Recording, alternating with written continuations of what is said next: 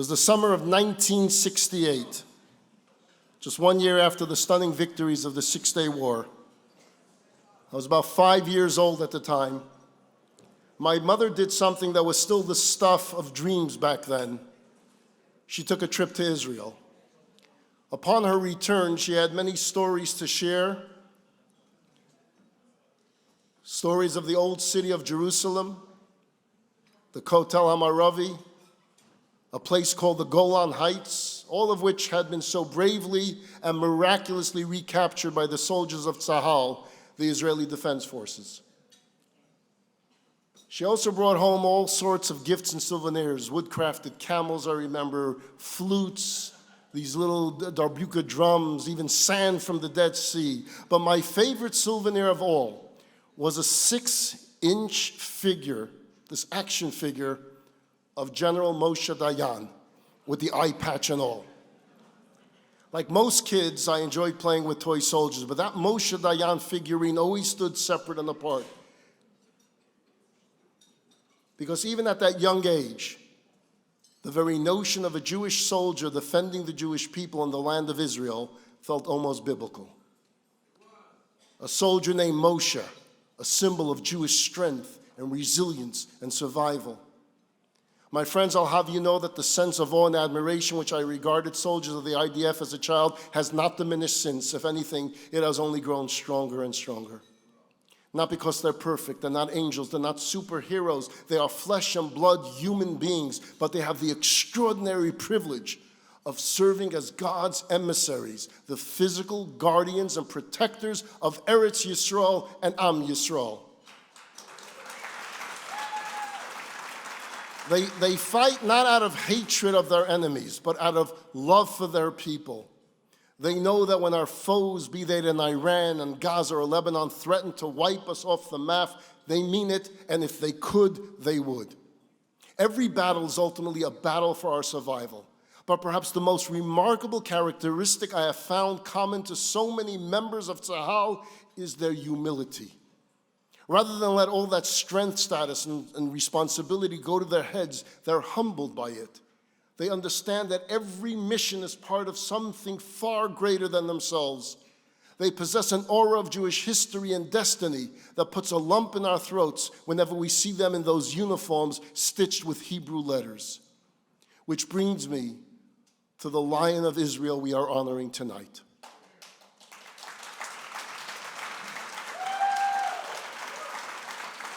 If you were to meet Izzy Ezagui without knowing his story, you would probably never guess that you're standing before a man of extraordinary courage, achievement, and perseverance. His warm personality and unassuming demeanor conceal it well. Yet within him beats the heart of a fierce lover of Israel and the Jewish people. Raised in the Chabad family in Miami, Izzy was 18 years old when he moved to Israel to fulfill his dream of serving in the IDF. But on one of his first combat missions in Gaza, that dream appeared to come crashing down when an incoming Hamas mortar severed his arm. For most people, such a moment would have signified the end of the road.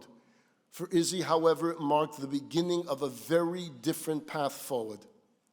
Determined to return to combat service, he subjected himself to months of grueling rehabilitation, setbacks, pain, and frustration, all in pursuit of what many considered impossible.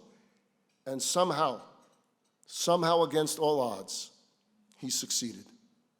Not only did he return to combat service, but he went on to become an elite sharpshooter, an explosive expert, and a respected commander, repeatedly finding ways to adapt, to overcome, and to excel. After completing his active military service, Izzy returned to civilian life in the United States, establishing himself as a gifted writer, a motivational speaker, and a champion of a wide range of charitable and pro-Israel causes, including vital work on behalf of Israel bonds. Then came October 7th, and there was never much doubt about where Izzy would be found. Boarding the first flight he could find, he flew back to Israel, strapped on his customized rifle, and rejoined his unit.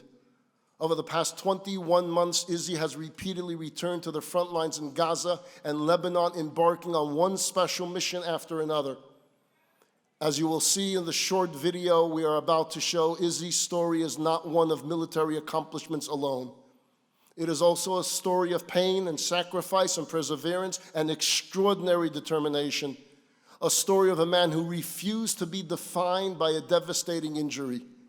It reminds me of a remarkable encounter that took place some 50 years ago when a large group of wounded Israeli veterans came to Chabad headquarters in Brooklyn, New York to meet with the Lubavitcher Rebbe. Many were confined to wheelchairs, and the gathering was held in the main synagogue. Addressing the group, the Rebbe said, if a person has been deprived of a limb or a certain faculty, this itself indicates that God has granted that person special strengths to rise above those limitations, not to be simply as capable as others, but capable of extraordinary things. Different, yes, but extraordinary. The Rebbe went on to say, I know that people in your position are commonly referred to as Nechei Yisrael, the disabled of Israel. But I propose that from now on you instead be called Mitzuyone Yisrael, the exceptional, the distinguished, the elite of Israel. For that is what you truly are.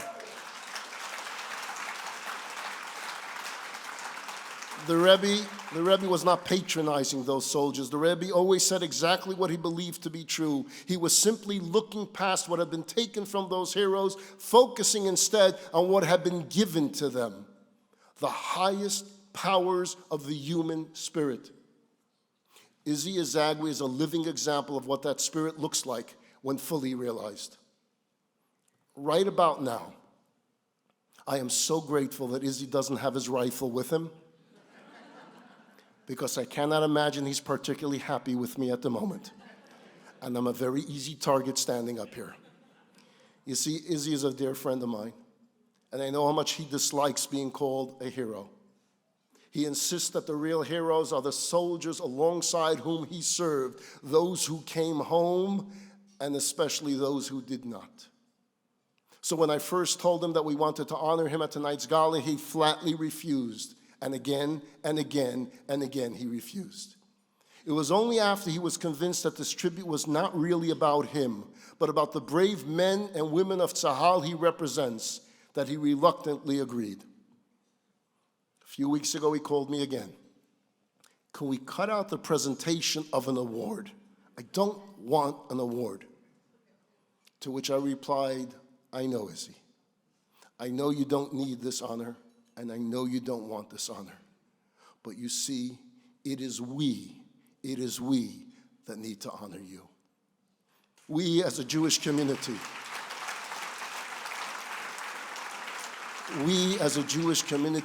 need a vehicle through which to express our hakarat hatov, our profound gratitude and appreciation to you and to all the brave chayalim who stand in defense of our beloved homeland and our nation.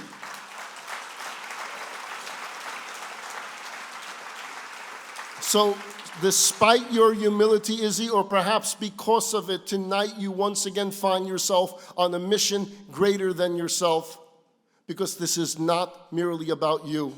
It is about what you represent. The love, the devotion, the courage, the sacrifice, the resilience, and the continuity of Am Yisrael. Ladies and gentlemen, please direct your attention to the screen for Izzy's story.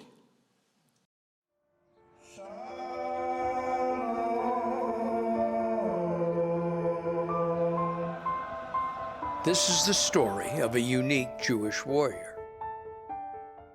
As a young man growing up in Miami, Florida, Izzy Ezagui was deeply affected by the lessons of Jewish history, especially those of the Holocaust. Inspired by the miracle of a modern Jewish army defending Am Yisrael and safeguarding Israel's survival, Izzy moved to Israel at the age of 18 to enlist in the Israeli Defense Forces, a decision that would change his life forever.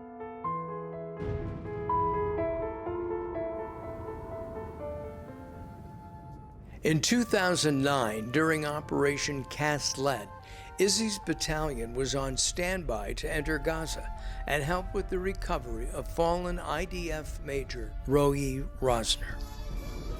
An incoming Hamas mortar would sever his left arm. Upon awakening in the hospital, Izzy told his parents that he had every intention of returning to combat. Knowing their son, they believed him. And a few weeks later, when the general of the Southern Command, Yoav Gallant, showed up at his hospital bedside, Izzy reiterated his pledge to return to active duty. Though stunned at first, the general could see in Izzy's eyes that the young man meant it. But could a one-armed combat soldier conquer the obstacle course, climb a rope, and reload a weapon without his dominant arm? In Izzy's case, the answer turned out to be yes.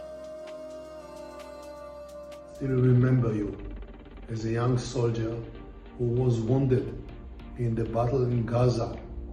And I really appreciate your determination for the state of Israel. I don't know too many soldiers that have done something like that, especially for so many years. After months of grueling rehabilitation, battling through pain, despair, and loss of a vital limb, Izzy went on to become the only one-armed Special Forces sharpshooter in the world. Don't present yourself as macho, Rambo in any way at all. Quite the contrary, as a Well, matter that's because of I'm fact. not. I mean, I'll clarify again. I am not in any way macho. I am still absolutely a nerd. You once called yourself a nerd from Miami. You may be a nerd, but you are also a hero of the Jewish people. Thank you for your service, your sacrifice, and for the inspiration you continue to instill in all of us. Thank you, Izzy. After completing commander training, Izzy led a platoon of his own. His extraordinary service was recognized at Israel's Independence Day celebration on Mount Herzl. There's no one that I know who's done what you've done in every possible way, to sacrifice everything for your love of the country. What he had to learn and go through and get back into the IDF, I mean, we all owe him a huge debt of gratitude for what he has done. Years passed. Izzy returned to civilian life in Los Angeles, authored his memoir, Disarmed, and developed a friendship with Rabbi Brisky, whom he credits with giving him his start on the speaking circuit. The Hamas terrorist attacks of October 7th struck at the very soul of Israel. Thousands were left dead and injured. Hundreds were taken hostage, and the unspeakable atrocities were broadcast live on social media. I had no plans to ever see that border again, but after I woke up on the 7th last month and I saw Hamas publishing that footage live, those atrocities, I didn't really feel like I had much of a choice. I had to go back and serve again. Well, I got a friend of mine, maybe he's been on your show. His name Izzy. He's a combat veteran of the IDF. He lost an arm. They brought him back in combat, and he said, as bad as the attack was, the reaction of the world was worse. Exactly. You just got back from Gaza. You were there less than a week ago. Israel needs the support of the rest of the world, its closest ally, America. Like thousands of reservists, Izzy returned to the front lines, fighting like a lion for Am Yisrael, continuing to inspire all those he encountered. The love and respect of his brothers in arms visible on every mission. Hey, Izzy. Hey.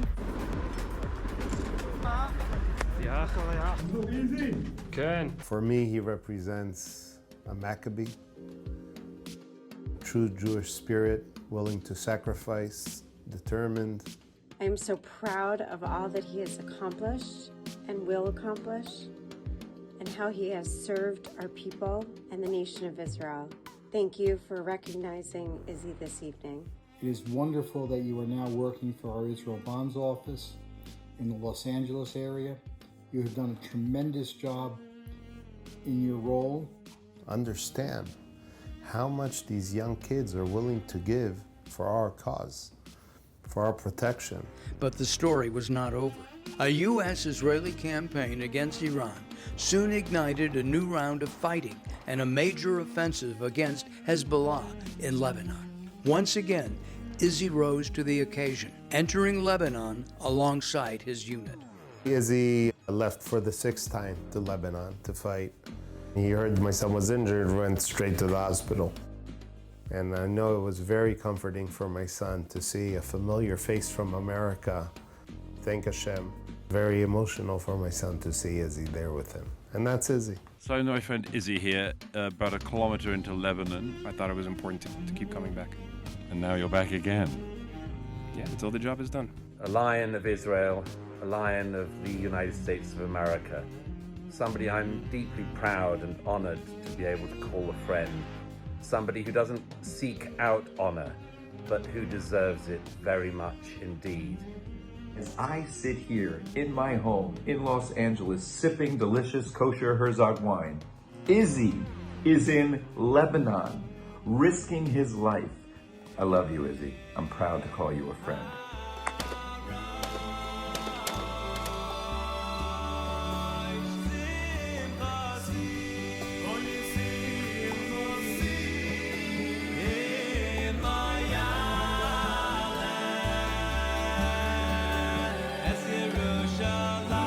Ever the defender of Israel, ever the lover of Israel, ever the lion of Israel.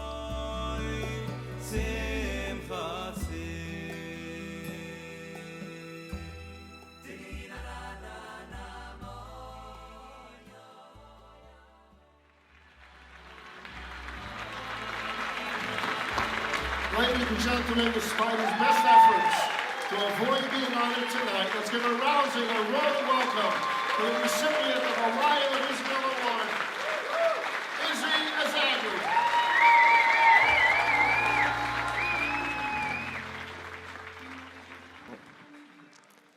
And thank you, Rabbi. You're right. You're very lucky I don't have my rifle here tonight.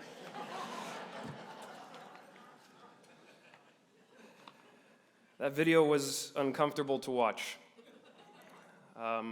Not because Abe didn't make a beautiful video, it was beautiful, but because I spent most of it imagining how much the guys I served with in Lebanon 2 weeks ago would be laughing if they saw it. And Hashem help me if they ever do. When Rabbi Brisky approached me about receiving this honor, I politely declined and offered to help him find a more suitable candidate, many of whom I know personally. To be entirely blunt, the only reason I'm standing here is because my boss threatened to fire me if I didn't do this.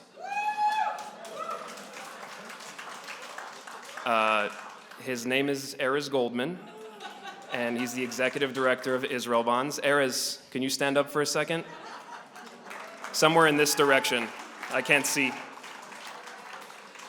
If you'd like to help me get even with him, and I hope you do, please line up at his table at any point and ask about investing in bonds. He loves being overwhelmed by paperwork. That is a sincere request. My mother is here tonight.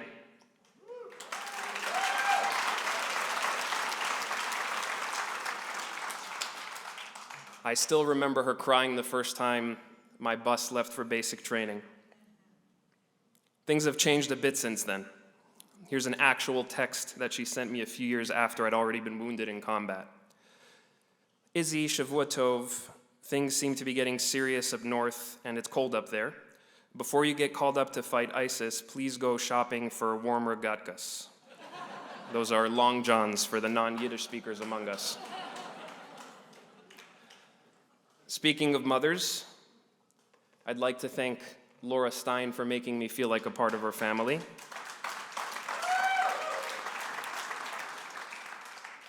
Most people aren't lucky enough to have two Jewish mothers, and some would debate whether that's a blessing or a curse, but I wouldn't be here without both of them, so thank you, Laura.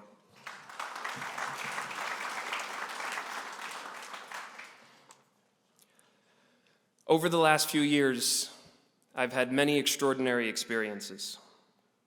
18-year-old me wouldn't have believed that I'd get to escort Douglas Murray into Lebanon, or that I'd help destroy the largest terror tunnel ever discovered, setting off earthquake sensors across the region.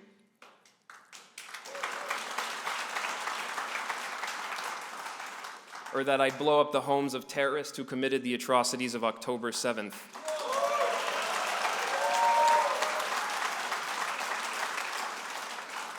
Or that my friend Andre, a rescued hostage, texts me about catching up each time he visits LA, and that I always have to tell him I have to rain check because I'm in Gaza, usually operating in the same neighborhood where he was held hostage.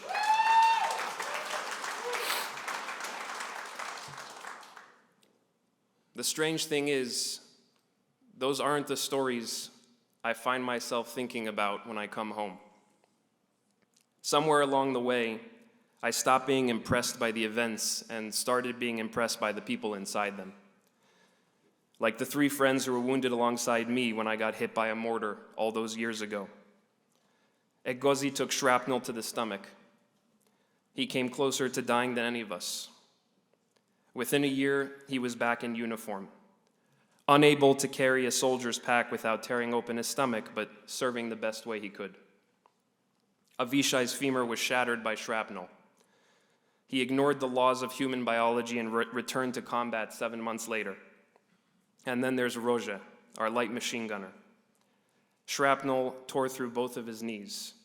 Against doctor's orders, he snuck out of the hospital the very day after we were wounded and returned straight to the front. Classic Roja. My heroes today look a little different. They're older, for one thing, and they have plenty more to lose. As time has passed, how a man chooses to live each day has become more impressive to me than what he does in a moment of crisis.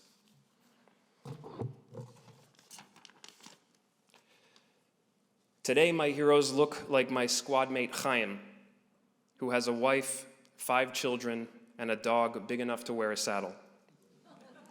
They look like Yoel, who has 9 kids, one of whom nearly died of illness last year and who still showed up for hundreds of days of reserve duty. They look like Yudale, a seminary principal in his 50s whose daughter got married tonight and whose son just completed combat training, and yet he still throws on a heavy pack and climbs the same hills as the rest of us.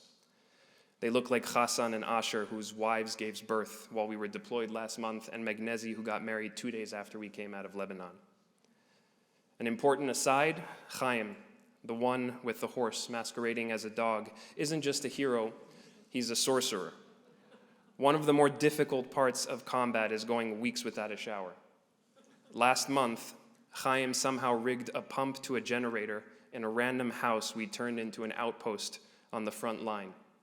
After a particularly long mission, when I smelled entirely like a foot, I got to stand beneath a steaming hot shower in Lebanon, tanks rolling past the window while I lathered, machine gun fire rattling overhead while I rinsed. If you'd have asked me what a hero looked like right then, I'd have pointed to the guy who got the hot water running.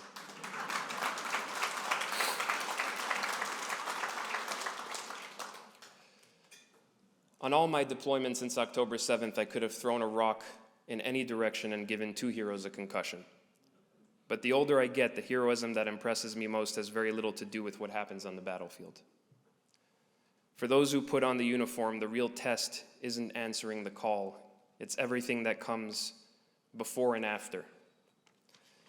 It's leaving behind the frightened spouse, young children, aging parents, a business, a life you've spent years building.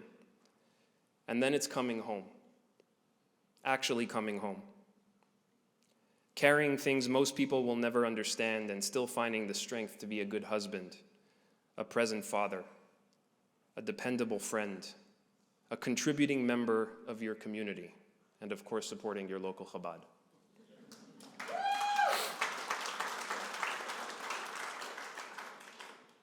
I wish I'd figured this out earlier in life. I always understood why our people were worth defending. That part came naturally. What took me much longer to understand was the importance of belonging to our people. I often feel like the watchman standing on the ramparts out in the rain, proud to stand his post, but never quite stepping inside the great hall where everyone else is gathered around the fire.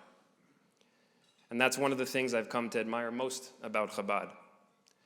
Wherever you go in the world, somebody is tending that fire, apparently even in Japan. The men I serve beside understand that instinctively. They don't answer the call because there's a tribute video waiting for them afterward. They'll never stand on a stage like this. Most of them wouldn't want to.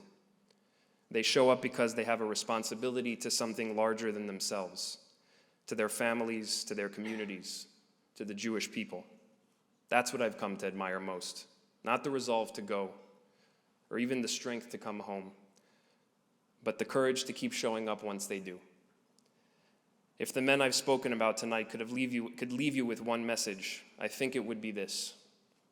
However far away you live, however normal life feels, never forget how fortunate we are to have a home worth defending.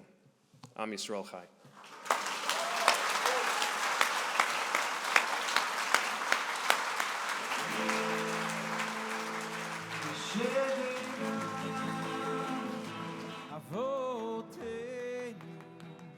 Abraham, Yitzchak,